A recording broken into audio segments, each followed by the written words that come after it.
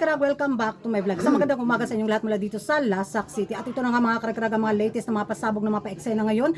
Sa katatapos lang ng ipinost ng Miss Universe Philippines Organization, ang latest na ganap ni Michelle D sa social media mga karag na kung saan nabash lang todo ang ating pambato ng ating mga kapwang mga Pinoy talaga dahil nga instant daw or anong tawag ngayon sa Tagalog mga karag hinog sa pilit daw yung pag-graduate ni Michelle D. Air Force.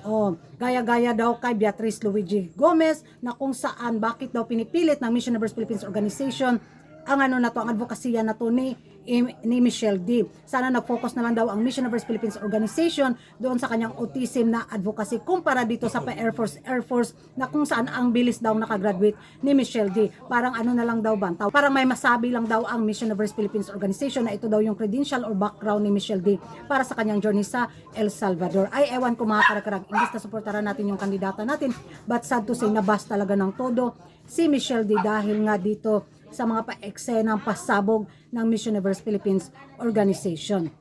At habang nababasa ko ng mga comment bitaw doon, nakakasad talagang binato siya ng mga negatibong komento bitaw yung pag-graduate niya sa Air Force. Sana more on focus na lang daw kung yung talaga main goal ni Michelle D. Wag na yung padagdag system pa daw na kung goal daw ng Miss Universe Philippines Organization is makapasok sa CMIS or makapasok sa highest placement. Sana naging lang daw sila. Sulit na lang daw yung advocacy yung pinokos ni Michelle D.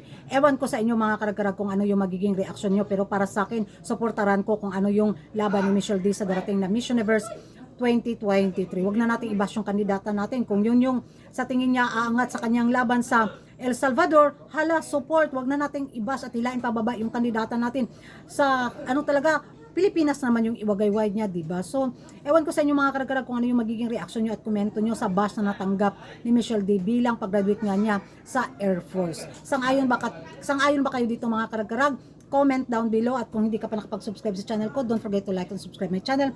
Kuragan Karag, ang babaeng lagi nagkarag-karag. Kay busy, kay si Kuragan Gidalikyat, radyo na ako ni Dali. Diha na mo. Bye.